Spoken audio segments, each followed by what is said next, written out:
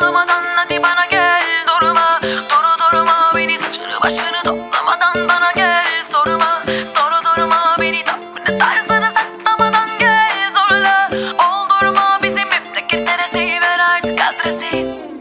Nasıl bir galaksi? Şimdi ne fark eder pazartesi, cumartesi, yanımda yoksun iyi mi böylesi? Aklım almıyor geldiğin yer neresi? Nasıl bir galaksi? Eline beline dokunamaz oldum, su gibi tenine sarılamaz oldum. Sensiz bir güne uyanamaz oldum, bittim özüme sözüme dönemez oldum. Kulun oldum, kapın